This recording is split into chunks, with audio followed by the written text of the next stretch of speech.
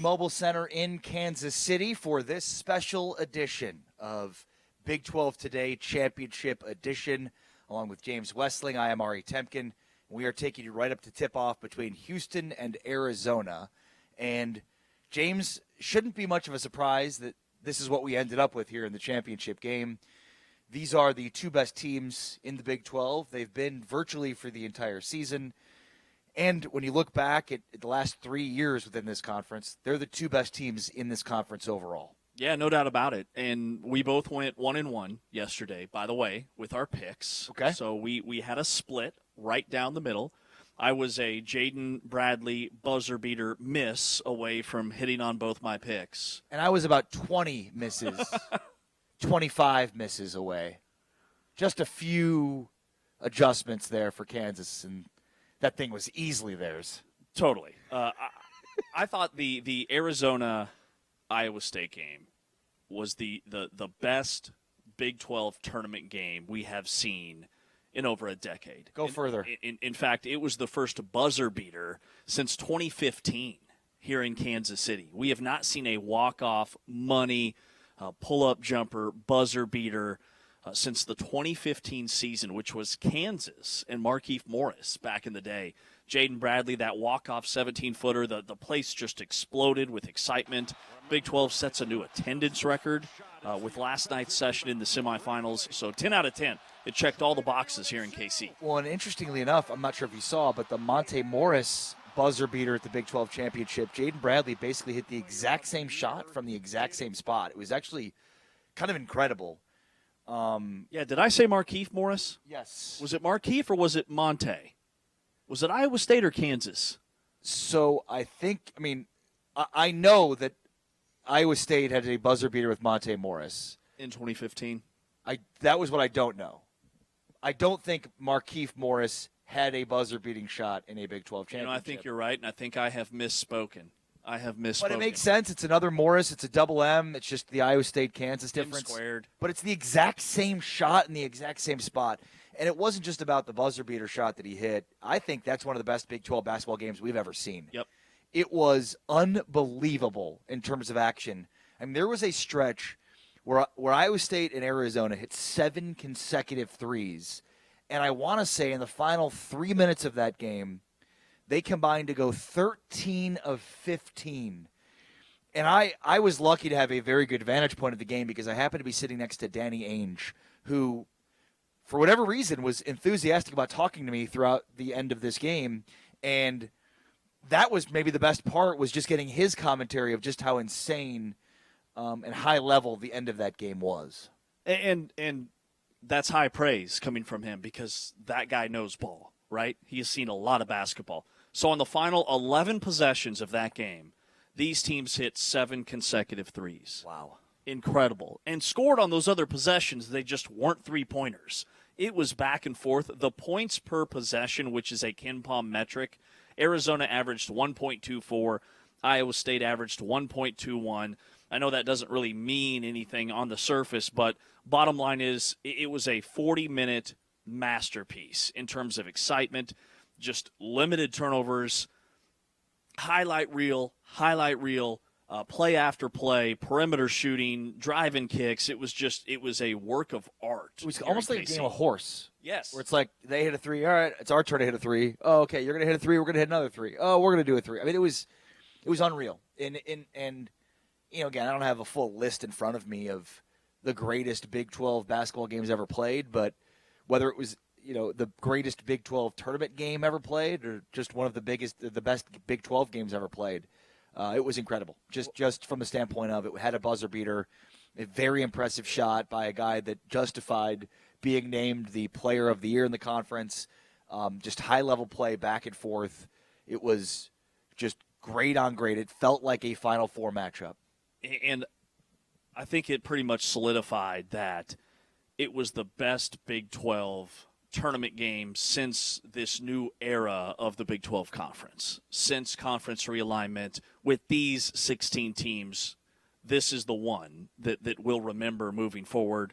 Milan Momcilovic hit a career-high 8 threes. He became just the 4th player in Big 12 tournament history to do that in a year any pre-conference realignment format, only the fourth guy ever. And then Anthony Del Orso went off for Arizona, and I felt like kept them in this game most of it because he went off for a career-high 26. Just both teams that aren't known for knocking down perimeter shots. Even Iowa State. I know Iowa State averages more threes made per game, but in terms of just going bananas like we saw with both sides yesterday, that's what you want to see if you're a fan of either team. Win or lose, if you're on the Arizona side, Iowa State side, does not matter.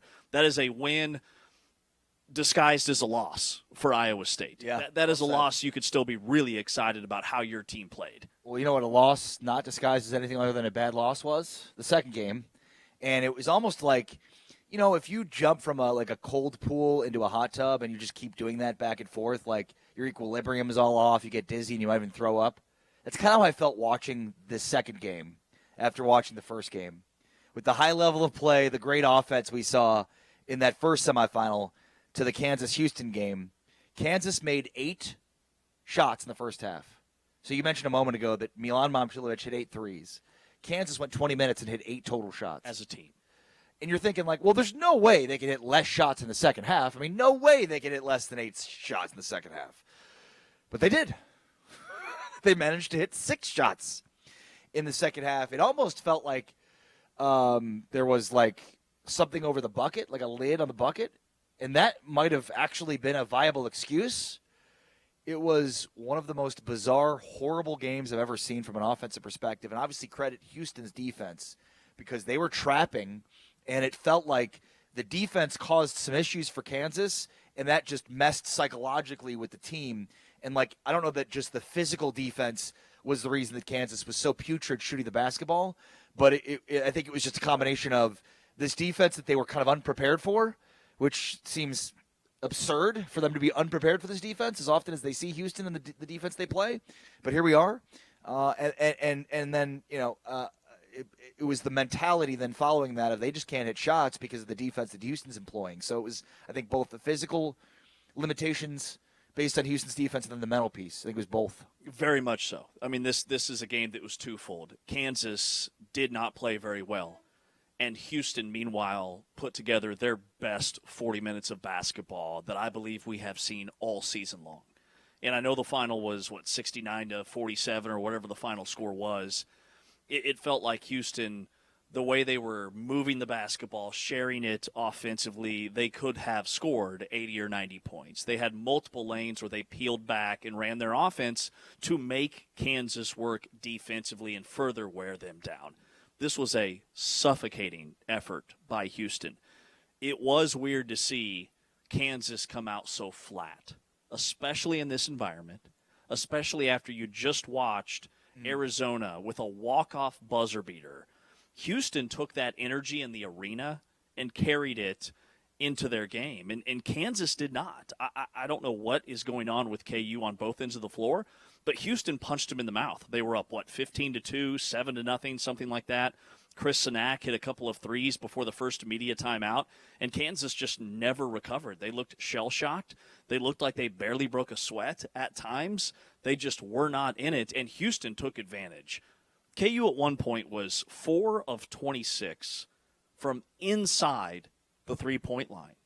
Nothing easy for KU around the rim, and they finished the game 7 of 34, 20% on 2-point attempts. The shot chart looks from another planet. It's incredibly foreign to see all those misses. X's all over the bucket. I mean, it was almost a thing of beauty. Art, if you will. And just how horrible it was. Kansas shot 25% overall, 30% from three. Half of their shots were makes from three. Now, that's skewed by the fact that they're bombs away at the end of the game, and Cole Rosario hit 2 threes that helped to get them to 7. But, yeah, it was as aesthetically pleasing and high level as the Arizona-Iowa State game. The Houston-Kansas game was the complete opposite. And, again, give credit to Houston defensively. But, I mean, I think you're looking at a very significant issue for Kansas once again. They're now 57th in Ken Palm offense.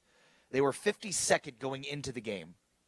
They were 52nd last year. And remember, the issues were Hunter Dickinson related. At least that's what we expected. In 2024, Kansas was 59th in Ken Palm offense. So, 59th, 52nd, and now 57th as they enter the tournament. That's just not good enough. And I don't know that you can it could be any more obvious than I don't know what's wrong with Bill Self's offensive schematics, but it's clear that there's got to be a long look in the mirror to figure out we've got to be more consistent and better on offense. They have the number 1 or number 2 overall pick on their team, and I know he's been in our lineup all year, but to have the 57th ranked offense with one of the most special offensive players we've ever seen play at Kansas is disconcerting to say the least. And Bill Self's teams over the years have always been so connected offensively. They run a ton of set plays, and I don't see a lot of other teams doing that. They run a couple of sets to get into their offense, and then it's all about spacing and kind of this NBA model, and Kansas is not built that way. They're still old school, and so I wonder if how the game has evolved, how it's officiated, has played some type of a role. But also Kansas, just collectively, their guards haven't been as good.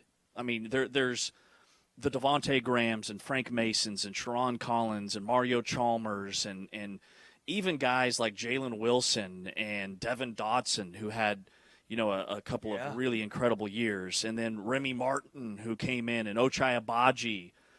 Those are the type of guards that KU's lacking. They have one in Darren Peterson. But then Melvin Council takes a team-high 14 shots and misses 13 of the 14.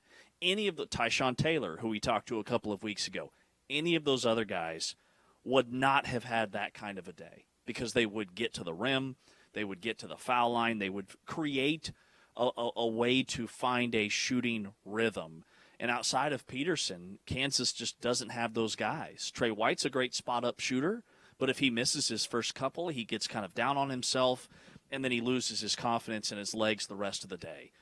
So I think it's a combination of a lot of things, but ultimately these last 3 teams just haven't had those dynamic NBA-ready guards outside of this one guy in Peterson. And look, Council has had a really good season, but it feels like in these last few weeks he's crashing back down to earth. Yeah. And, I think the game last night was pretty indicative of it. All right, let's forget about Kansas because they're not playing tonight. It's Houston, it's Arizona. It's the 2 best teams in the Big 12 right now playing without much at stake in terms of the seeds. I'm not sure that this game, and we'll break down the implications overall from the Big 12 tournament later on in the show today as we get closer to tip-off. But I'm not sure that there's much in terms of implications for the tournament in this game. Feels like Arizona's locked into the 1 out west, and Houston's locked into the 2 in the south region, which no problems there. In fact, if you're Houston, you'd rather be a 2 in the south than a 1 literally anywhere else. Yeah, I don't see the selection committee giving the Big 12 2 number 1 seeds. I don't. And I'm not saying that's right or justified. Right. But I do think that they love them some SEC. And with Florida and the run that they've been on, even with a Houston win, Florida's still going to have one more quad 1 win than Houston. I think they can lean into that and have the top 4 teams in the 4 power conferences as the number 1 seeds when the bracket is revealed tomorrow. With that said, I do believe if Houston beats Arizona, Houston to me has the better resume. They'll have 1 fewer loss. Florida just lost by 17 to Vanderbilt. I think that should matter. A Vanderbilt team that's currently 12th in KenPom and 29th in defensive efficiency. Houston would have wins over Kansas, who has a top 2 NBA draft pick on their roster, beat them by 23, and then they would potentially have a win over Arizona. Like, that to me is enough in itself to give Houston the 1 seed. But we're splitting hairs because Houston, with this run, win or lose, I do believe they're locked into that South region, playing in their backyard. Whether they're a 1 or a 2 is probably irrelevant, but on paper, I'd love to see Houston get the 1 if they do win this game today. Well said. The recognition is kind of what I think you're alluding to there. Exactly. They're good enough to be a 1 seed, and the recognition is important, but I digress. Later on today's pregame show, you'll hear from Ivan Kharchenkov, the freshman from Arizona. How'd I do? Crushed it. Yeah. I did not. That's it. I did not with Yvonne, so you'll find that out shortly. and Kingston Flemings as well will join us. But Chris Sinak is kind of a freshman that was highly heralded, maybe more so than Flemings was coming into the year, and he hasn't had as good of a season overall, but, man, did he pop in last night's game against Kansas. He really got Houston's offense going with a couple of threes early. He hit 3 of 4 from 3 in this game, and here's what Kelvin Sampson said following the win over Kansas about Chris Sinak. Really proud of Chris tonight. Chris has been shooting the ball well for a while now. Now, when we played at Kansas, he had those shots, and I think he missed 5 in a row, and he was wide open on all 5. He just couldn't make one. And that's not easy to do. But I've seen a lot of players go into Fog Allen and do that. But I thought tonight that he trusted the work he's put in. Kellen does an awesome job with our fours. And nobody works harder than Chris. Chris never has a bad practice. His attitude has never wavered. He's an easy kid to coach. I look forward to seeing him every day at 3. It's the greatest ability you can have, especially this time of the year, is dependability. And Chris is extremely, extremely dependable. He's got a great leader, guy that's been through a lot of winning big games in Emmanuel. And our leadership has done a good job helping bring our young kids along. Yeah, Coach, quick follow-up here. I thought the greatest ability was availability. It's dependability. I didn't know that. I thought it was according to Kelvin Sampson. Yeah. This was clearly a motivated team, and you'll hear that in our conversation with Kingston Flemings. I'm sure they'll bring a similar motivation to this game since they lost to Arizona at home earlier this season, James. Well, I thought Chris Sinak was phenomenal in this game. I don't know where Kansas missed the scout that he's a very capable three-point shooter. Because they left him open time and time again. He made 1. Next possession, just as open, he makes 2. Ends 3 of 4 for the game, and then continued to sag off of him. I don't know if Flory Badunga was worried about his quickness or Tiller or whoever was on him, but even his mid-range jumper is really smooth, and he beat Kansas with his perimeter shooting, which is why NBA scouts just love this kid. He's going to be a lottery pick, and he's a great kid, like Kelvin alluded to. Super dependable, locked in at practice, still makes a lot of freshman mistakes. I mean, between him and Tugler and the mental errors that they have from time to time, Kelvin Sampson is hardest on those two than anybody else on this team. But he also sees their potential, and Sinak showed up in a big way last night. On the other side, here's what Arizona's Jaden Bradley said about playing in this tournament.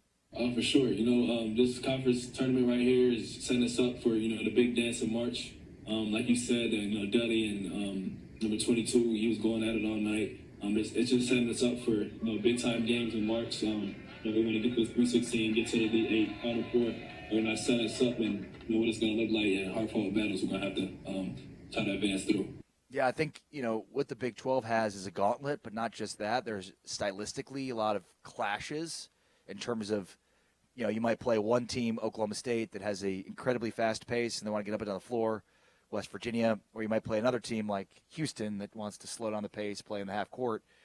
And that ultimately, James, is how you win in the tournament. You've got to be a chameleon. You've got to be able to mold your surroundings to play certain different styles. That's how you win 6 games, because ultimately you're going to get matchups that are not conducive to the style of play you make. So you have to win those games despite not matching up stylistically with other teams. And I think that's what he's talking about in terms of the Big 12. Mm-hmm. Yeah, it's very well said. And the approach for teams coming into the Big 12 tournament, a lot of coaches say, we want to win the thing because we don't like losing, but also what really matters is the NCAA tournament. We just want to stay healthy and get through this thing. But when that ball tips off, these guys are all in.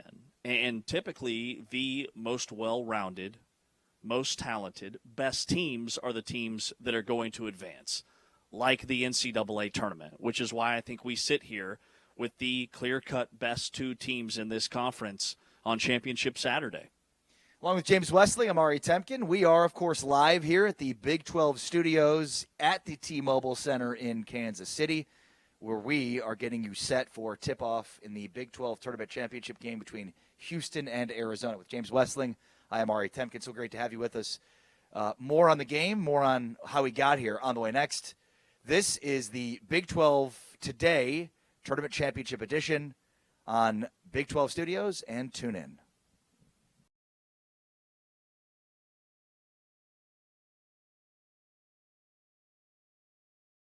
The focus needs to be on the players and on their great play on the court, so I support the Big 12's decision 100%. Underway, and it is Arizona with the first possession. This Iowa State team 27-6 on the season, 12-6 in league play. They finished in a three-way tie for third, but because the tiebreakers fell down to the 5 seed. Is what makes him so incredibly valuable, and that's one of the biggest reasons he's Big 12 Player of the Year. Two-man game, Lipsy and Buchanan. Rebound, Lipsy. Momcilovic for three. They are extremely talented, and this guy is one of the reasons why. Tobe Awaka came up with a rebound, couldn't finish, got it back again. And Del Orso knocks down his second three of the night. He averages almost 3 assists per game. Deflected by Del Orso. He's got it back. A little Euro step, and it rolls in for him. What a sequence, Jay, here in the closing seconds of the first half. 2 huge threes in transition by Momcilovic. He's going to try one more. Got it! Oh! Tobe Awaka down on the baseline with Krivas. They can duck in hard. Bradley can't shake Torrey. Forces it up and hits. Finds Buchanan. 10 to shoot. Buchanan looking for somebody to give it to. Finds Lipsy. 5 to shoot. Tie game! Remember, it's not just the first shot. It's the offensive rebound. Bradley trying to do it himself. He does! He hit it!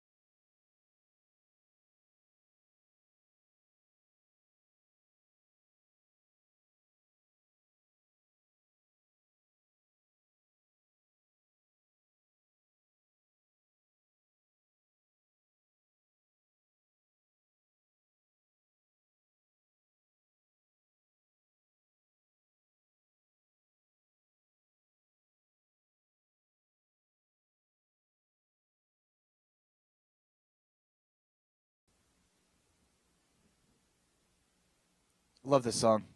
Along with James Westling, I'm Ari Temkin. This is Big 12 Today, the basketball championship tournament edition. We're coming to you live from T-Mobile Center in Kansas City here in our setup, as you can tell, not at the court, but yet in the Big 12 Studios setup here at the T-Mobile Center.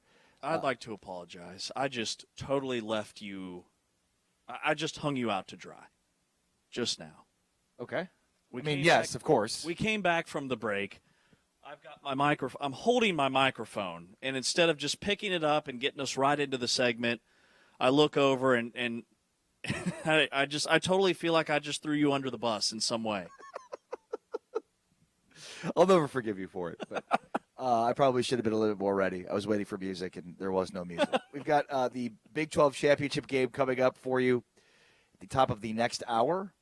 Of course, it'll be Houston and Arizona, the two best teams in the Big 12, and you can catch the game right here on TuneIn as part of the Big 12 Game of the Week. If you've not yet already, make sure to download the TuneIn app. Search Big 12, favorite the channel. That way it shows up each and every time you open up the app, and you get access to great matchups across the football and basketball season, including tonight's Big 12 men's basketball championship between Houston and Arizona. All right, we talked in the first segment a little bit about semifinal Friday night.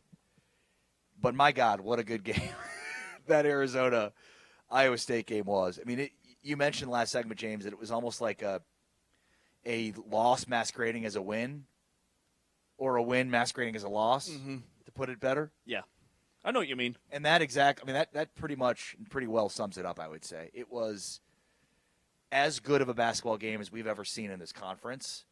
And, in listening to T.J. Otzelberger, the head coach of Iowa State, following this game, he basically said the same thing. In fact, he said, here's the confidence that he has now in his team heading into the tournament.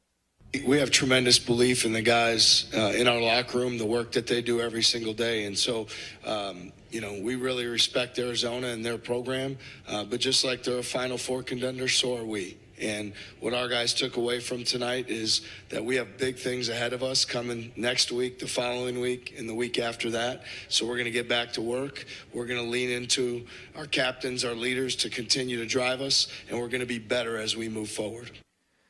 I mean, if Arizona is a legitimate Final Four favorite, that makes Iowa State a basket away from being an Elite Eight favorite and maybe Final Four contender. Well, I mean, words are important, and if you just listen pretty closely to what T.J. Otzelberger just said, he put himself, as he should, in the conversation for a Final Four contender, and he said, getting ready in the confidence we have to get ready for this weekend, the next weekend, and the weekend after that, right? So we're so used to coaches saying one game at a time and focused on that. And I'm not saying that they're not, because I absolutely know that they are.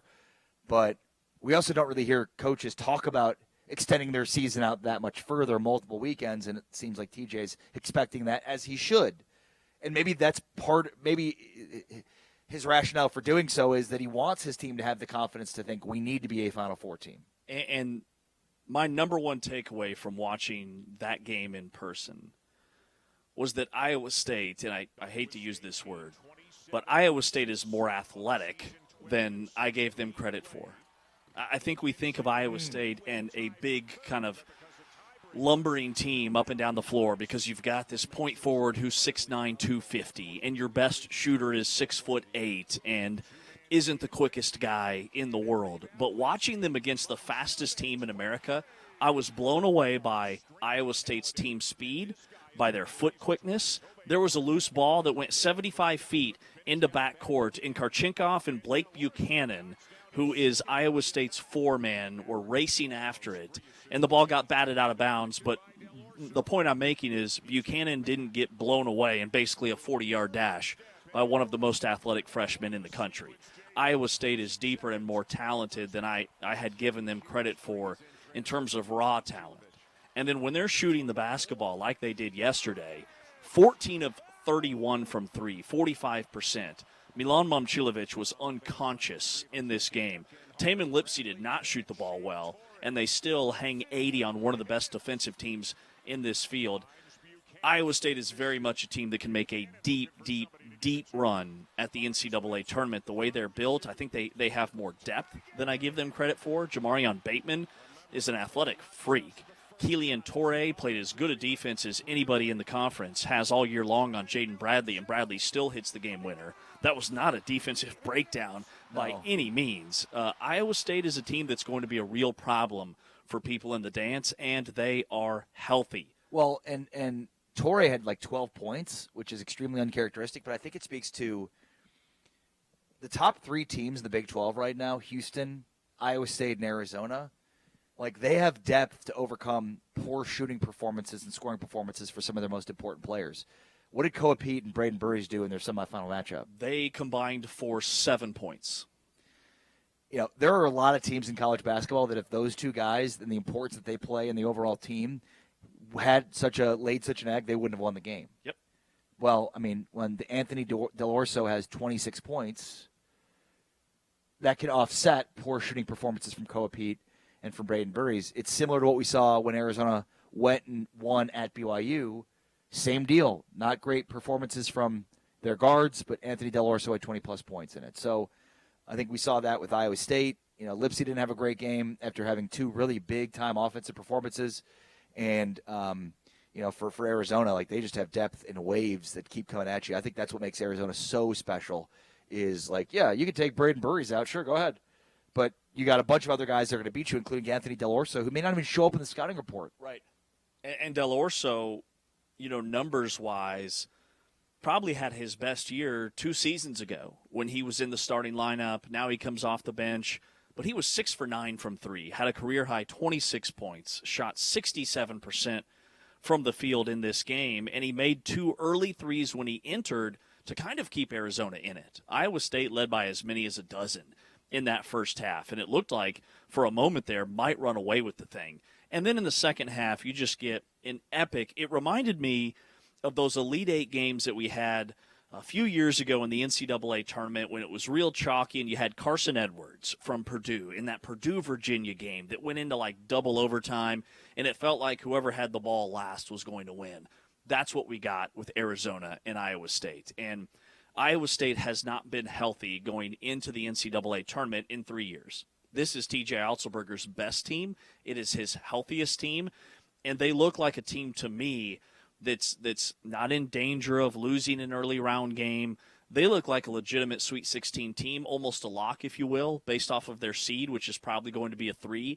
I don't think the 6s or the 7s this year are as strong as they've been in recent memory. And so I'd put Iowa State as a team that will be fighting for their lives in that Sweet 16 round to get to the Elite Eight. And then if you do, you get a 1 seed that's probably a 1 seed not from this conference. So I really like how things are shaping up for them. Here's what Tommy Lloyd said about finding a way to win against Iowa State.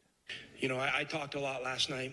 I think you guys need to talk to these guys. These guys were way better players than I'll ever be as a coach today. I mean, they were amazing and just handling that deal because, you know, Iowa State's a team you really, you know, you think you have a plan, it just doesn't work. And we have an acronym that we use, that I use a lot, FIO, figure it out. And we practice a lot of figure it out situations and, you know, where the players got to kind of, you know, in the moment, figure out the right plays to make with the right fundamentals. And you know, when they do that, when they're figuring things out, complicated things, we're our best version of ourselves. So I'm appreciative of these two on my right, and I'll let you guys ask them some questions. I love that. FIO, figure it out, right? Don't create exit ramps for yourself or blockades for why things can't get done.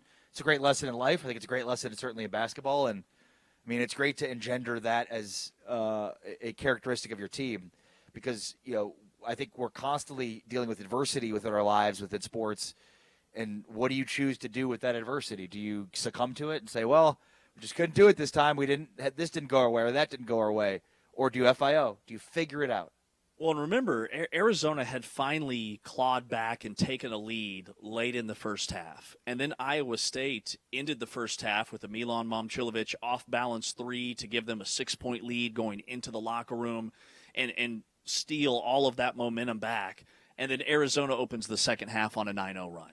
That's figuring it out. It felt like Iowa State had that thing in control at the break. And Ivan Kharchenkov just took over in the second half. I mean, it was Del Orso in the first half, and then it was Kharchenkov in the second half. He finishes with 17 points, 5 assists, 3 steals, 2 blocks, had 5 or 6 rebounds in the game.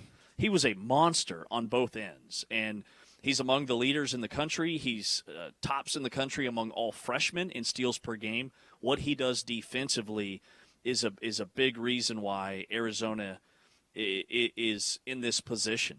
Yeah, and you're not going to want to miss our conversation with Ivan Kharchenkov because he talks about being a pro at 15 years old and how that impacted him. Yeah, and I think his game speaks to that.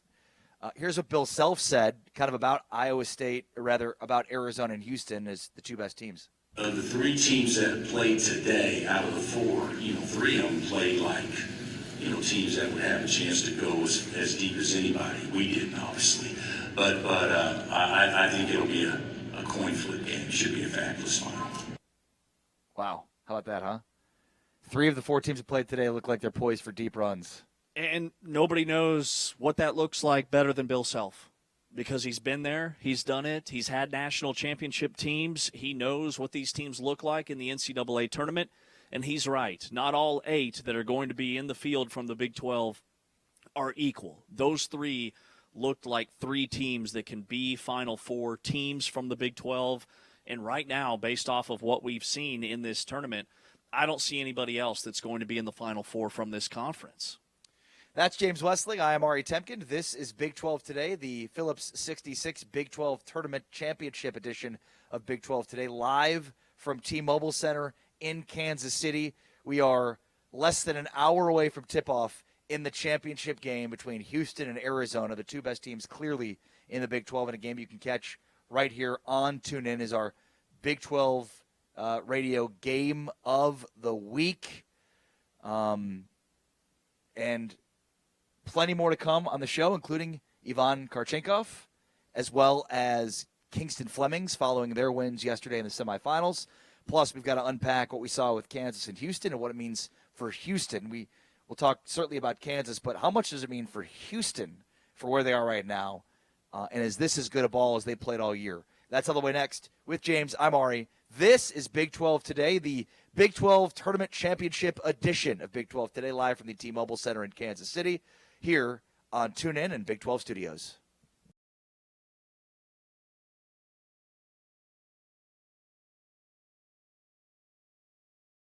Houston in white, Kansas in blue. Kim Kissinger, Tony Padilla, Brooks Wells, our officials tonight. And we're underway. It'll be the Cougars to open it up. Manuel Sharp is all defensive team as well. He's an underrated defender. He's talking about his scoring all the time, but he can guard. Turnaround, Sanak. Great rebound by Tugler. Flemings the penetration, the feed to Sanak for the flush. JoJo Tugler is a big-time defensive player with those long arms, and he has a live body. And Kingston Flemings was backpedaling before that ball went through. They're physical, their help is there. They will trap ball screens and exchanges and trap the post. Sanak for 3. Sanak and Tiller, a great matchup of 2 guys at the power forward spot. Both freshmen, both extremely talented, as is that guy. Peterson's got all 5 for the Jayhawks. Yeah, this is an important steal. Peterson will slam it. Flemings letting that shot clock wind down. Now he drives them, and he beat him to the glass. Boy, how beautiful was that? Flemings. Sacco trying to gather it. Tips it to Sharp. Flemings is open. How about that? Well, you talk about an unscripted play. This has been a clinic. Council into Badunga, and it will eventually go in, and that is the first made field goal of the second half for the Kansas Jayhawks. Here, they'll be trying to repeat what a game it should be tomorrow night, 6 Eastern, right here on ESPN.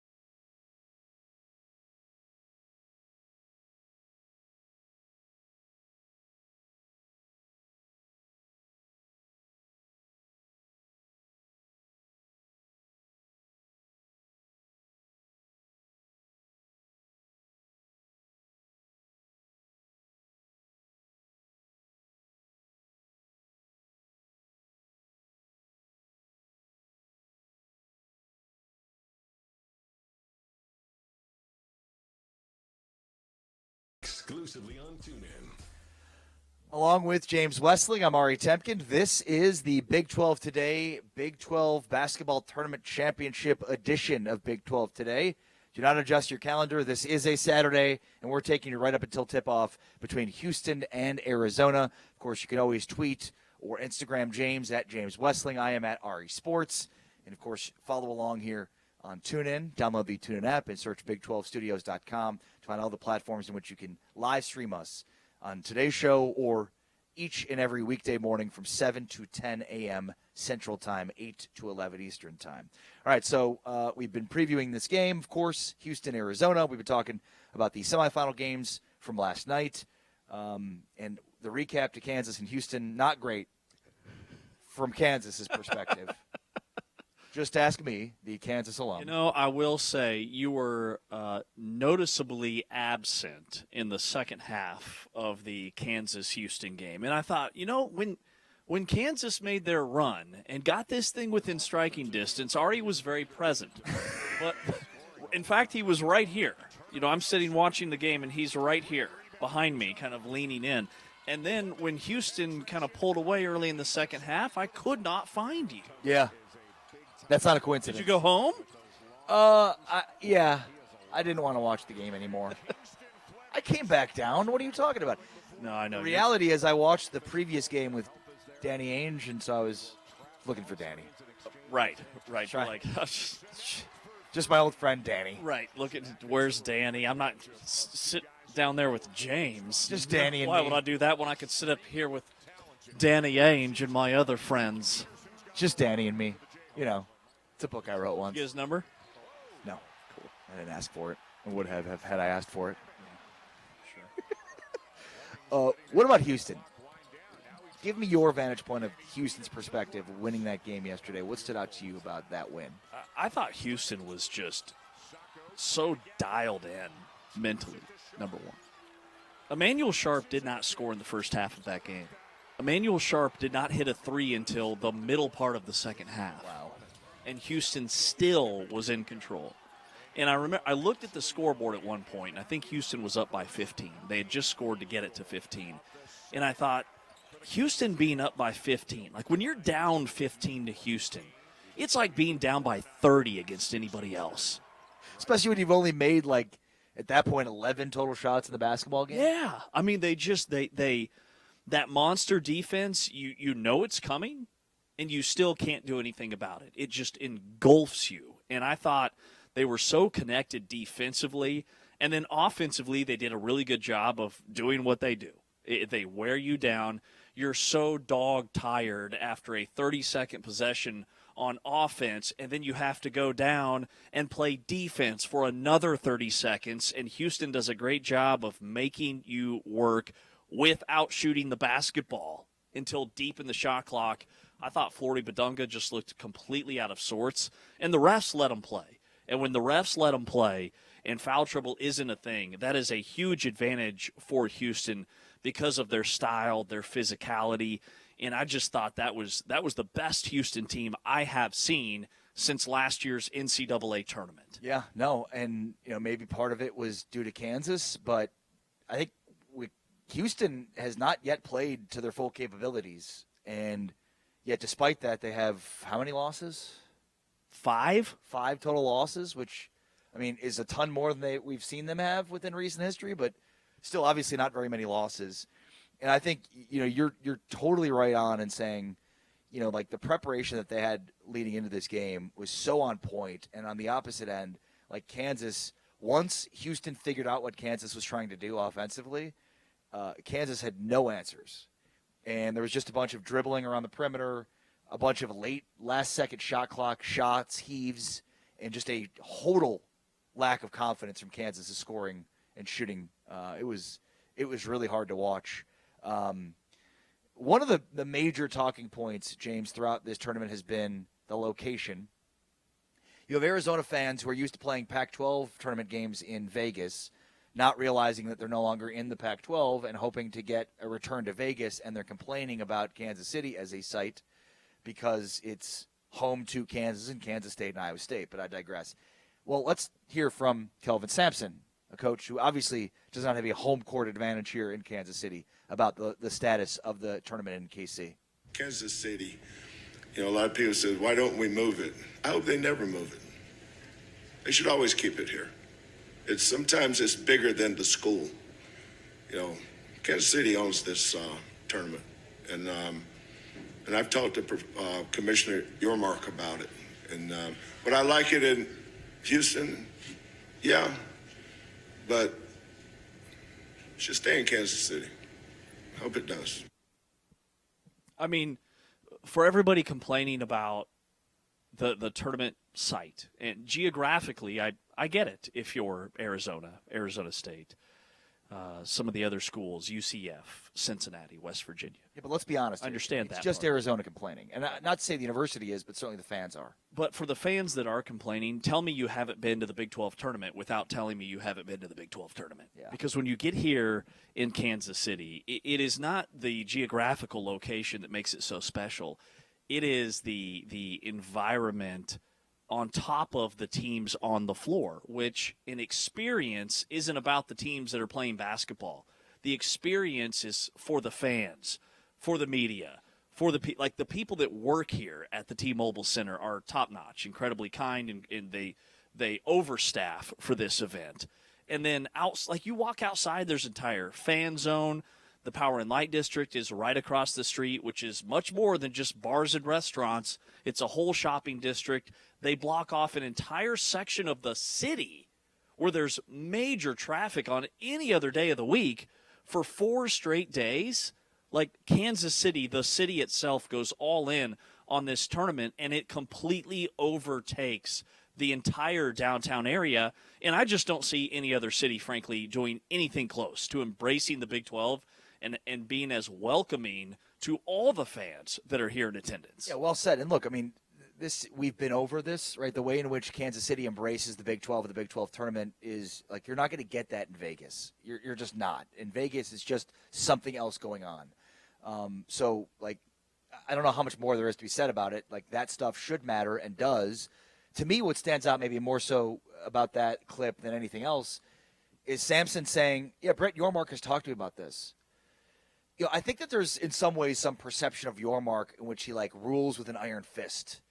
You know what I mean? Like he's just making these decisions, has no pulse of the conference, and yet every decision that he makes is made so thoughtfully by talking to the folks involved at the conference level.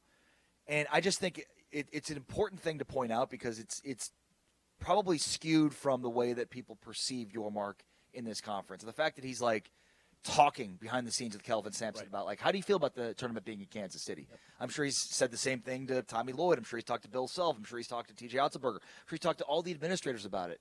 And I just think like and the floor is another good example of that, right? Like he is not just making decisions willy-nilly based on how he feels because he's in charge. Exactly. And we've seen that firsthand, us here at Big 12 Today and Big 12 Radio and the guys at Big 12 Studios, because we attend the Big 12 spring meetings, and they're so collaborative. Exactly. You've got a room full of people, athletic directors, coaches for all the major sports at every Big 12 school, and it is an open discussion. It is not one man at the podium barking out, this is what we're going to do it this way. It is an open discussion in an environment that is very much family-oriented, and so I love that Yormark has talked to Coach Sampson, and he's one of the best to talk to because he's one of the elder statesmen in this league, and his team is winning and playing in the Big 12 championship once again. And then the same thing with the floor. That's a great point. He doesn't care about what the media think. He doesn't care about what guys behind their laptop are going to sit and write about the floor and all the slippage issues or whatever else. He cares what the players and the coaches, their opinion, how they feel about it. And it was essentially a vote, and that's what all this is, right? It's a total team effort to make this league better. Yeah, well said. This is Big 12 Today, the Big 12 Today Big 12 Tournament Championship edition here, presented by Modelo at the T-Mobile Center in Kansas City. With James Westling, I am Ari Temkin. We are taking you right up to tip-off between Houston and Arizona. James, they'll get going at the top of the next hour, so about 40 minutes from now. In the meantime, we're going to hear from Ivan Kharchenkov and Kingston Flemings. But what are your thoughts on this game today?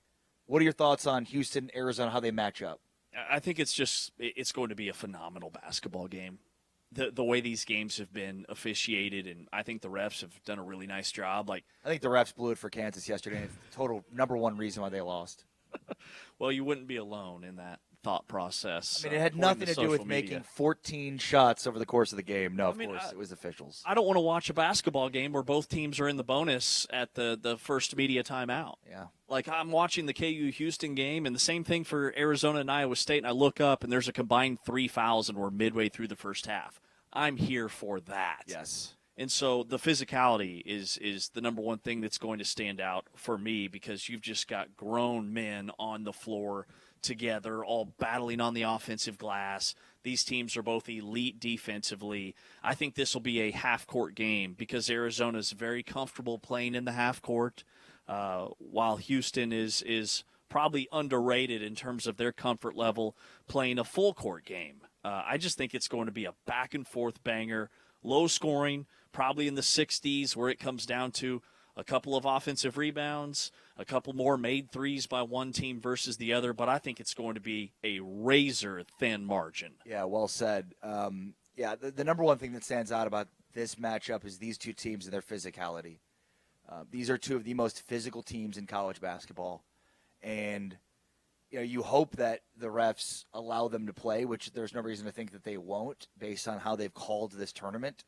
And you've just got high-level players. The other thing is the Kingston Flemings, Braden Burries matchup. I'm super excited for that. We were talking with Flemings in a conversation we'll hear momentarily, and I was asking him, do people underrate how physical you are, your power? And because he's smaller and quick, it feels like people don't recognize how physical he is. Now you got to hear his answer because it was fantastic, but I still maintain that the dude is a lot more physical and powerful than people give him credit for. We talked about Burries, he's like a 6'4" linebacker getting downhill, and I think Flemings, though not the same size and not as big, still plays the physicality that's underrated. Yeah, I mean, it's overlooked because of his quickness. He's got maybe the quickest first step in the league outside of Darren Peterson. He drew 5 fouls in their game against Kansas, and usually he had Melvin Council on him. He held Melvin Council to 1 of 14 shooting the basketball. That was no accident, and I was just mesmerized by his one-on-one defense against Melvin Council, who's known as one of the best in the country at getting to the rim, getting to the basket with his length and his quickness. And Kingston Flemings was the better guard. And everybody talks about his offense and how he's not a great three-point shooter, even though he goes 3 for 4 yesterday, and he's a mid-range savant, and he certainly is that. But he is quicker, and he is a better on-ball defender than he gets credit for. That's James Westling. I am Ari Temkin. Coming up next, you'll hear from Ivan Kharchenkov and Kingston Flemings, the Houston guard and Arizona forward. That's next. Plus, we'll still make our predictions still to come on the show here. We're counting you up to tip-off for the Big 12 Tournament Championship game between Houston and Arizona here live at the T-Mobile Center. We are presented by Modelo. And, of course, you can catch the game, Houston, Arizona, right here on Big 12 Radio on TuneIn, and watch us on Big 12 Studios.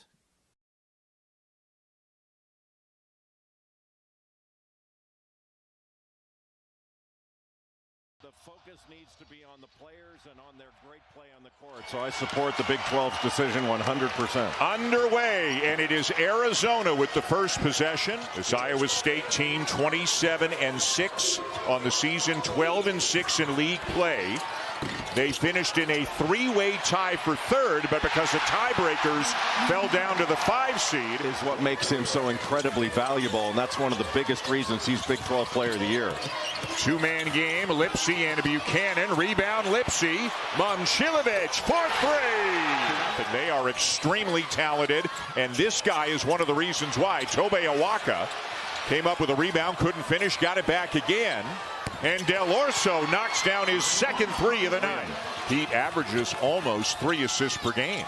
Deflected by Del Orso. He's got it back. A little Euro step, and it rolls in for him. What a sequence, Jay, here in the closing seconds of the first half. 2 huge threes in transition by Momcilovic. He's going to try one more. Got it! Oh! Tobey walk it down on the baseline with Krivas. They can duck in hard. Bradley can't shake Torrey. Forces it up and hits. Finds Buchanan. 10 to shoot. Buchanan looking for somebody to give it to. Finds Lipsy. 5 to shoot. Tie game! Remember, it's not just the first shot, it's the offensive rebound. Bradley trying to do it himself. He does! He hit it!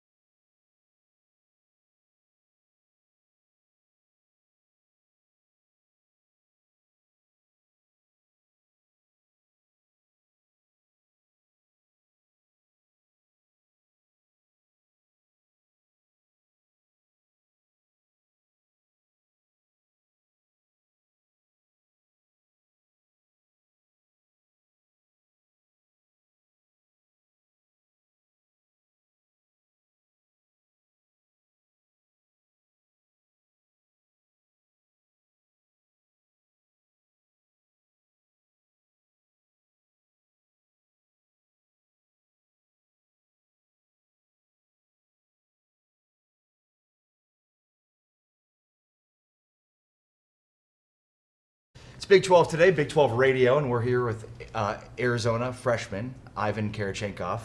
What an unbelievable game, an unbelievable finish. I mean, have you ever been a part of a game like that with such high-level play at the end of it? No, I don't think so.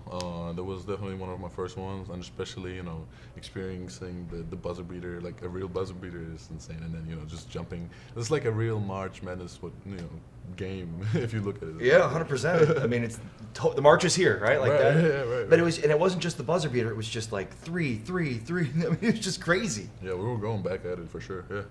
All right, take us through that final Arizona possession.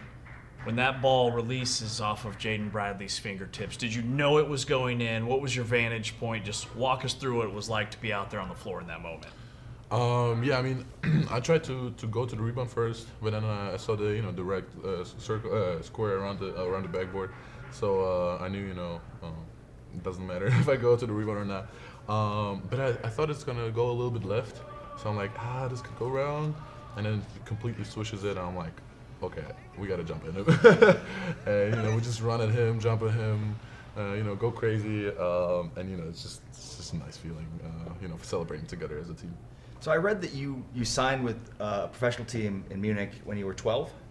No, when I was 15. 15, okay. Yes. So you've been playing professional basketball since you were 15 years old? Yes. That's insane. Thank you. How did that prepare you to play college ball? I think physicality. It's just because physicality, and also the EuroLeague is basically a lot of players from college, like Shabazz Napier, Carson Edwards, Devin Booker from Clemson. It's just all ex-college players. Some played in the NBA, some not. But just basically the same players, just more experienced. What's it like to be a 15-year-old banging with like grown men? It's funny. Funny and not at the same time. Got a lot of rookie duties, especially as the only one. How tall were you at 15? Same height, okay. a little bit less maybe. But definitely less weight, not as strong. Yeah. The dad jokes. I could be your dad, so you do this, don't do that. I'm like, all right. I guess they have 2 kids that are like older than me. I'm like, all right, I can't say nothing to that, right? So no, it definitely was a fun time. But just playing with them. At the beginning, I was like shy a little bit, but then after a couple practices and 1 year, second year, third year, it was great playing with them and against them. And when they're like on the same team, they're like, oh damn, the kid's cooking you. And then the other guys is like getting really like upset about it, and then goes even harder, and it's great. It's great. Well, what's so amazing is you're one of the top defenders in the country, definitely in the Big 12 and the entire nation, in our opinion. Your steals per game are just ridiculous numbers. Most players that come over here from Europe, like their defense is what's so far behind everybody else, but you're thriving on that end of the floor. So how did the EuroLeague prepare you defensively for what you do over here? When I got called up first time for the first team, they told me, the first thing you have to do is play defense, just so you can, stay on the court for a longer time. And then, when you practice, the veterans don't want to play against each other. So, I have to guard, the smallest guy because, someone else wants to, sit in the corner and, relax a little bit. Which is, a 33-year-old veteran probably makes sense. And, I was just, practicing every day or every second day against Shabazz Napier, against Carson Edwards, going around those screens, or, just playing him full court. And, once in like a lifetime I got a steal against them, and they get pissed off, so that was nice. But at the beginning it was a really rough time, but I got better through the time. So why Arizona? And especially, this team has so much depth. Did you like have a feeling that you'd still be able to crack the rotation despite all the players that were coming back and going to be a part of this team this year? Man, I really didn't know any or a lot about college basketball, and I think at the end of the season, I was thinking, I got to play more minutes just, to show myself off. Yeah. Because my end goal is to get to the NBA and play in the NBA. I just, had to just make a decision. I got to play. And then Arizona comes around the corner and says, look, we like you. We feel like you're good, fit in our program. And, I just rolled with it. What does it say about the win that you guys had over Iowa State, basically in their own backyard? Braden Burries and Koa Pete combined for 10 points, and you guys still score 85 or whatever it was. What does that say about this total team effort? Like I said, everybody knows their role, and everybody knows when to step up when the time comes. Ivan, thanks so much for your time, man. Of course. Good luck in the championship game. Thank you. Ivan Kharchenkov joining us here from the Big 12 Championship in Kansas City. I'm Ari Tepkin, James Wesley. Big Ten and this is Big 12 Today on Big 12 Radio, presented by Modelo on TuneIn and Big 12 Studios. You're here on Big 12 Today on Big 12 Radio, watching us on Big 12 Studios with Ari Timken. I'm James Westling, joined now by Houston guard Kingston Flemings. Just finished a 21-point game in that win over Kansas. You hit 3 threes tonight. You also drew a team-high 5 fouls against KU. So just in terms of your overall performance, what was working for you tonight? I think just being aggressive. I mean, 2 of my threes came off of my teammates getting offensive rebounds, and when they're we call it daggers. When they're daggering them out, it's almost like a pass I work with HP all the time, Coach Hollis. I mean, it's easy shots, open, wide open. One of the one was a hezzy pull. But I think just being aggressive, I mean, Kansas is a great defensive team. I mean, Florida Badunga is one of the best defenders in the country. So just trying to get downhill and using their aggressiveness against them and getting fouls for sure. How much has HP, Hollis Price, helped you in your game? I mean, a bunch. I mean, me and Merce work out a lot. We work out at 9 a.m. every single day. But, I mean, helping me with my jump shot, pull up, just see and read, everything like that. And, I mean, if y'all, I don't know if y'all watched him in college, but he was a player. Oh, yeah. I think he was a two-time Big 12. Era. Yeah, he was a two-time Big 12 conference, I think, player of the year or something like that. He was telling me this earlier. So, I mean, just having someone like that who can teach you the reins. You know, he's played in big games. He told us earlier that when he was in college, he lost to Kansas the first time, and they got a chance to play him again. So it was like deja vu. So he was talking about that earlier. Wanted to get the win for him for sure. But I mean, having someone like that's always great. Yeah. Yeah. Well, as dynamic and incredible as you were on the offensive end of the floor, heard you say a moment ago that Melvin Council was really the primary scout for you guys. He was 1 for 14 from the field, so he missed 13 of his 14 shots, and you were on him all night long. So what was the scout on him, and talk about your defense? Yeah, I mean, he's a great player. The first time we lost him, he's the reason that we really lost. I mean, he doesn't always show up on the stat sheet, but when you're pushing him transition as fast as he does, his speed, his leadership, you don't always see that on the stats, but he's a leader of their team. So, I mean, coach was really talking to me about, you know, just guarding him, taking away his left hand, and then trying to just keep him out the game if anything happens. Because, I mean, they kind of go how he goes. If you see the games they had, even when they beat Arizona, he didn't shoot great from the floor, but he's their best player on the court. I mean, he's a leader, both sides. You see him talking, he's a dog, and trying to really focus and trying to take him out the game was really my matchup. And it's always hard, I mean, playing a player like that, but I think I did a pretty good job. Yeah, I mean, it feels like Allen Fieldhouse, that loss, the barking, like that motivated you to a large degree. Like, and I took that personally, kind of thing. Yeah, I mean, we lost that game, so I think it's just as a team, we kind of took it personally. Yeah, I mean, just trying to come out here and win. I mean, taking any loss personally, like, is really that. But I mean, they deserve to win that game. Allen Fieldhouse. Yeah. They played better, they played harder, everything like that. So we try to come here and do what Houston does. You know, play hard. And then the basketball gods are going to reward you. Well, I think we talk about how explosive you are on offense, but the defense, again, and that was like my initial thought of this game is how good you are on offense, you're even better on defense. I mean, how much is that an underrated aspect of your game? Yeah, I think it's still something I got to work on. I mean, Coach talks about it a lot. I think I'm a good defender, but sometimes I take plays off, you know, trying to rest on defense. But he says just completely blow it out. I mean, we got players on his team that can come in and give us great minutes. So, you know, just trying to play as hard as I can, so if I need a sub, I come out. So really like that. And then focusing on the scout. Our coaches have a great scout every single game. And if you ever see someone score, it's either they're making a great play or one of us isn't following the scout. But I think this game was a really good scout game for us. You know, we did exactly what the scout said. We followed it to a T, and that's why we had a pretty good defensive game. Yeah. Well, this game tonight started at like 9 p.m. Central Time. It was a late one. So if you guys end up with a really late game in the NCAA tournament, like, what did you do all day to get ready for this one? Yeah, I mean, we always kind of have a same schedule. We wake up at like early, pretty 9 a.m. every single day for breakfast. You know, we go have shoot around, we rest a little bit, and then I think it's just staying active. You know, and not just sitting down. Obviously, there's games going on. So I mean, Arizona, Iowa State had a great game. Jaden Bradley had the game winner. It was a crazy shot.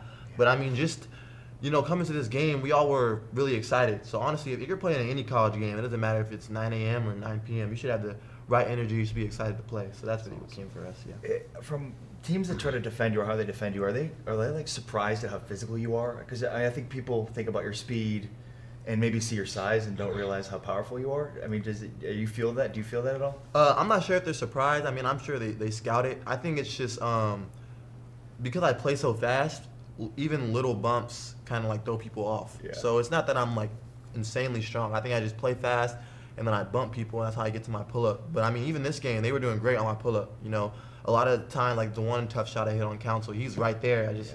The ball just went in. So I mean, they were playing great defense, you know, on the bumps. So I mean, in the Big 12, there's a lot of great defensive teams like that. And Kansas is a good team.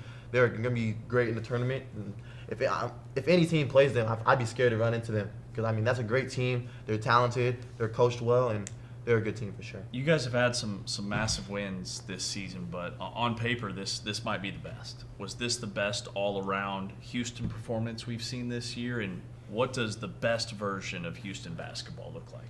I think it was one of our better performances, mainly because of defense. I mean, we followed the scout to a T. I mean, offense, we got stagnant at times, but when you're defending at a high level, offense doesn't always have to be like that. When you see, like, Chris Sinek, 14 rebounds. I mean, this game was for sure personal for him because, to be frank, I mean, when he played at Kansas, he didn't have a good game, and he took that personally. I mean, they help off him a lot, and I mean, he's gonna knock it down. We know the type of shooter he is, but him getting 14 rebounds is huge. He's a freshman, and people forget, but he's a great rebounder. So I think, really focusing on that was really a good win. But I think when we're at our best, it's just like this. When we're defending, we're playing fast, and we're being aggressive. Even like Milos, we talk to Milos a lot. In the first 10 shots, if Milos has a shot, he needs to shoot it because that's when we're at our best. When he's passing up shots, when he's trying to be like a little conservative, we're not our best. So even like sometimes when he misses shots and he doesn't have a good shooting game, those are great shots for us because we're getting rebounds, everything like that. Like sometimes we'll get biased.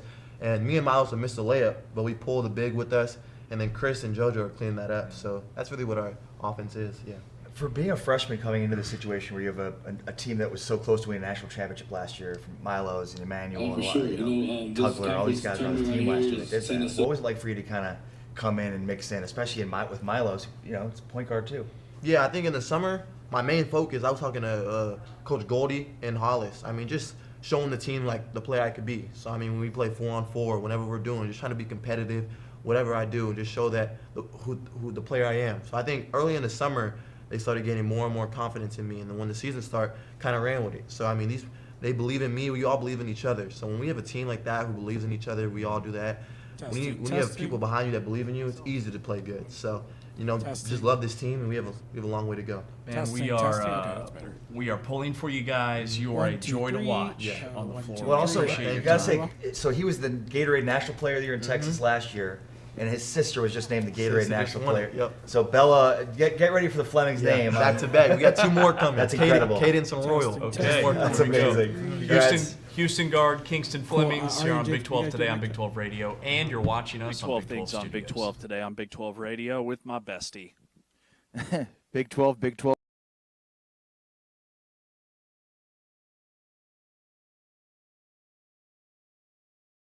Along with James Westling, I am Ari Temkin. This is Big 12 Today Basketball Championship Edition as we are previewing the Big 12 Championship here at the T-Mobile Center in Kansas City, where we're moments away from tip-off between the 1-seed Arizona and the 2-seed Houston. And, one of the things, James, we haven't spent a ton of time talking on today's show is just how much this has become really a two-team league at the top. I mean, look, Iowa State, Kansas, those are elite basketball programs, certainly Kansas. But in terms of where Houston and Arizona are, like this is not a coincidence. It's not lost on me, certainly, that Houston has been in this league now for 3 years, and they've won 2 of the 3 Big 12 regular season championships. They've played now for 3 consecutive Big 12 tournament championships. They won 1 of them. Arizona is been in the league now for 2 years.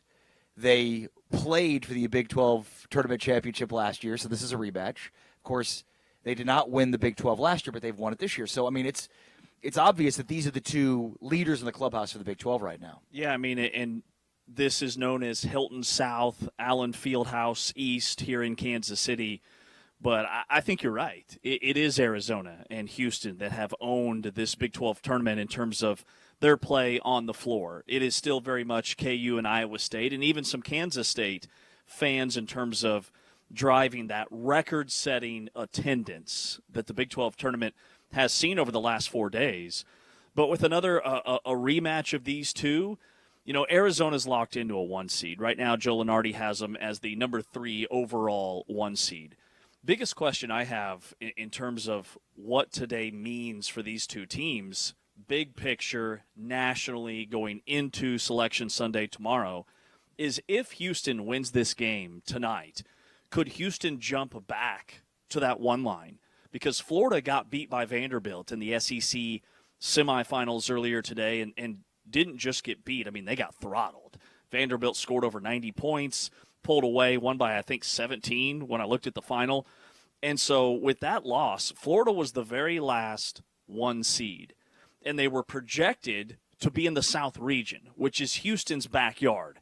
So if Houston gets this win over a team that's locked into a 1, do they leapfrog Florida? Do they potentially leapfrog UConn and find themselves as not the 2 seed, but the 1 seed right there in the South region, which would be right in their backyard? The KenPom, the net rankings, the quad 1 wins, all of those things. What would it potentially look like if Houston won this game? I think you could make a case that the Cougars are deserving now of that last 1 seed. I think it's pretty locked in. And I mean, quite frankly, I don't know that it matters a ton other than, the path before the Elite Eight. And I guess you'd get the 3 seed if it's chalk as opposed to the 4 seed in that Sweet 16 matchup. But 1 or 2, it seems like Houston's going to be in that South region, which ends in Houston, regardless of the outcome here. And look, I mean, you can make the case that Houston should be another 1 seed. I mean, they're neck and neck in terms of the net ratings, right? With Florida at 4 and Houston at 5. And even if Houston won and picked up another quad 1 win, it would be their 11th on the season. Florida would still have 1 more quad 1 win, which gives them the case to be that 4th 1 seed. And I'm with you where I think it's a long shot, but I do think the Big 12 would have some data and some ammo to make that one last push for Houston being a 1 seed with the selection committee. But I'm with you. I do think it's pretty much locked in that Florida's going to be the 1 in the South and Houston's going to be the 2 in the South. So on paper, Houston will have a little bit more difficult path. But the bottom line is Houston will get to play in their own backyard against Florida if it is indeed that matchup in the Elite Eight, which is that's huge. Taking a look at Joe Lenardi's latest bracketology, which is what you're referencing there, Iowa State also listed as a 2 seed. They're a 2 seed listed in the East region. A 3 seed a 3 seed currently for Kansas. No, is that a 4 seed? Yeah, 4 That's a 4 seed. Thank you. I'm really good at reading small print, as you can tell. 4 seed for Kansas. I think yesterday we looked at the potential for Texas Tech still being on the 4 line, but it looks like they've moved off of that and could have fallen to a 5. I also wonder if Kansas, based on their loss in the semifinals, might fall to a 5 as well. But right now, Lenardi has them locked in as a 4. And I think I saw them as a 4 seed in the Midwest region, which would be finishing in Chicago. But it would start with Kansas and 13-seeded Northern Iowa and Philadelphia, which Kansas fans would love to see. Well, and the NCAA Tournament Selection Committee claims that they don't look at potential matchups or who might play who and the storylines that could develop within the bracket, but it's very clear over the years that is, in fact, not true. So Texas Tech, with their loss, they moved out of the top 4 seed conversation, essentially. They're part of the next group that would be considered for a 4 seed, and that also includes St. John's and Arkansas, who are both still in their conference tournaments. So I don't think Texas Tech, there's no path for them to be in the top 16. Kansas, meanwhile, Kansas is number 16. They are the very last 4 seed. So Kansas fans need to be fans of whoever's playing St. John's and Arkansas in their conference tournaments, because Vanderbilt has now moved up a spot with their win over Florida ahead of Kansas, chasing Virginia, chasing Alabama for that 4 seed, which, remember, the 4 seeds, you also get favorable locations when it comes to those first and second round games. You get your preferred pod, if you will. So it is a big deal for Kansas to get a top 4 seed in the NCAA tournament. Yeah, no, well said. And I do wonder how precarious that is. I mean, to your point, like if St. John's were to win the Big East championship, or Arkansas, I mean, is Arkansas still in the SEC? Yeah, I believe Arkansas, they are playing Ole Miss right now. So Arkansas and Ole Miss had that big upset yesterday over Alabama. Ole Miss went 4-14 in the SEC and had a ton of close losses. They've been probably the biggest story among the power conferences of teams that have just gotten hot. But then also earlier today, in terms of the bubble, like with Cincinnati losing when they did, even if Cincinnati had beaten Arizona, after UCF, Right. they still weren't making this tournament because there have been too many bid thieves at this point. You've got St. Louis losing to Dayton. You've got Miami, Ohio losing to UMass.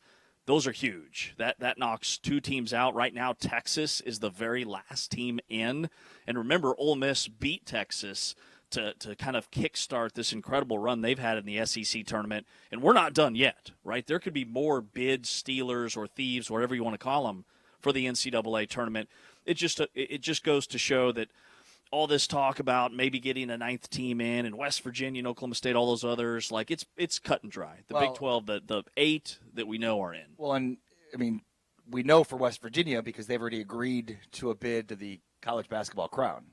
So they're not even waiting for Selection Sunday in order to accept that bid. I'm assuming Cincinnati's also been offered that tournament, but they're going to wait until Sunday to see if things fall their way. But to your point, it looks even less likely now than it did when they lost because of how the way things have gone with Dayton knocking off St. Louis in the A-10 championship, with the MAC now most likely getting 2 bids, with Miami of Ohio not winning their conference championship. So well said on that. All right. Of course, this is the final day here at the Big 12 Championship. We've been on site since Thursday doing shows. It's been a lot of fun. What are kind of your final thoughts here on the Big 12 Championship this 2026 season? Yeah, I was thinking of kind of my top 3 storylines. And number 1, it all started with the floor, obviously, the ASB glass court. And I'd like to add that there were still players slipping in the semifinal games that were played on the traditional hardwood floor, but nobody wants to. I haven't seen even a little note about that. Yeah, right. I didn't realize there was other types of floors that people could slip on. There are. Also, as a Kansas fan, I feel like knocking down 8 shots in the first half and 6 shots in the second half had a lot to do with not playing on the glass floor. I'd like them to replay that game with a glass floor. I mean, maybe they need the lights to light up their soul for a little more energy in the second half. But with that being said, I do want to give credit to Brett Yormark and League for reacting as they did.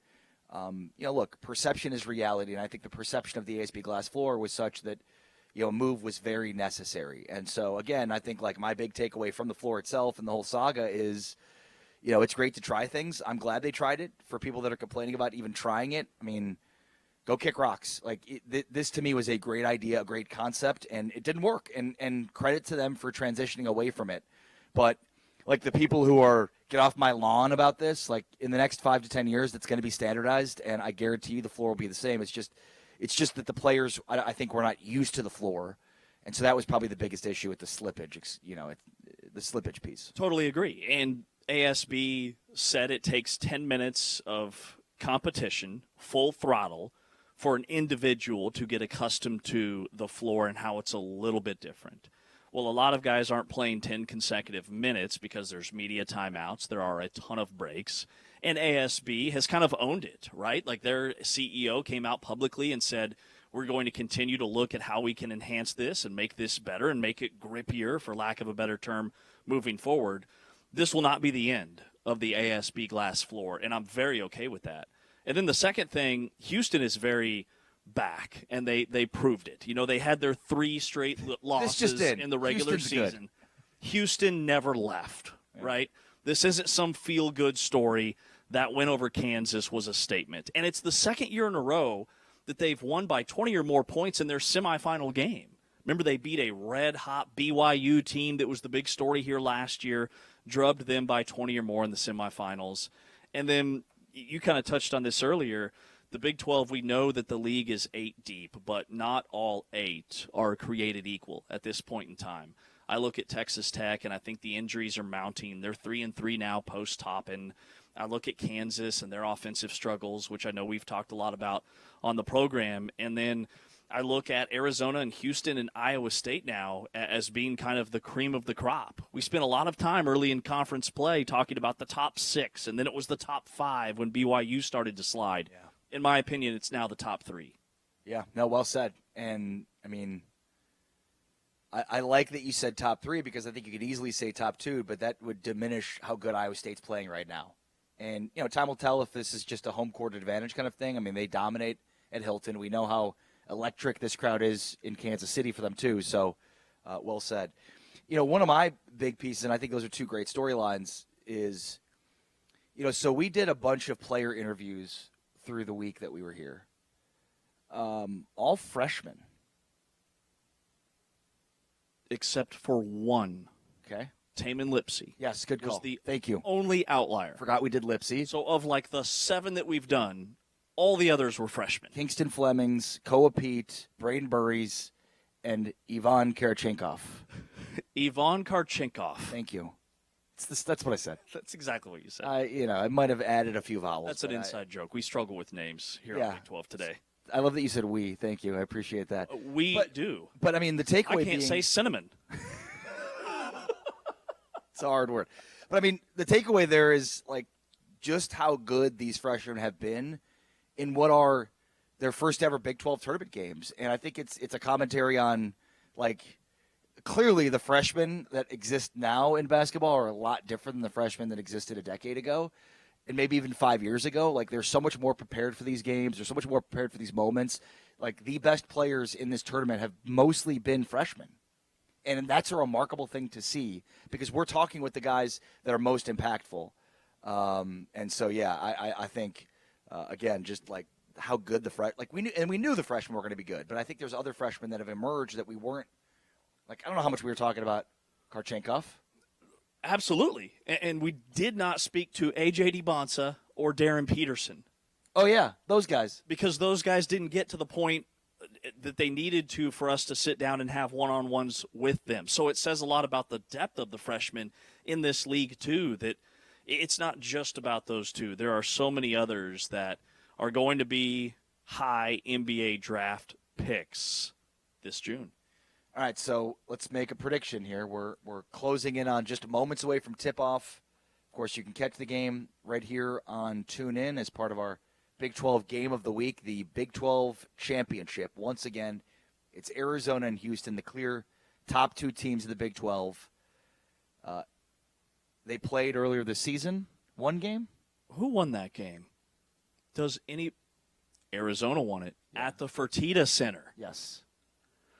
And remember, we talked with Kingston Flemings yesterday, and he said he took it personally in losing to Kansas. They also mentioned how Chris Sinak took it personally in losing to Kansas, not playing well. So do they return the favor here? Man, that's tough. This is a total toss-up in my eyes. It's hard to make a pick. I think I will lean, and until we talked about the last matchup, I was going to say Arizona, but now I think I'm going Houston. Houston is going to be out for blood today, and they don't call a lot of fouls in the postseason, which I like. They let them play. That Houston KU game was extremely physical. I mean, both teams were just bruised and battered by the end of it. And so I think it's going to be the most physical game we've seen yet in the tournament. But if Houston can stay out of foul trouble is what I'm getting at, I think they win this thing. I think Houston takes the crown once again here in KC. Super disappointed you just picked Houston because that was going to be my pick as well. Because I think, yesterday I completely poorly applied the who has the better, more motivation with Kansas and Houston. Clearly, Houston was more motivated, and I think that's the case here in this game, too.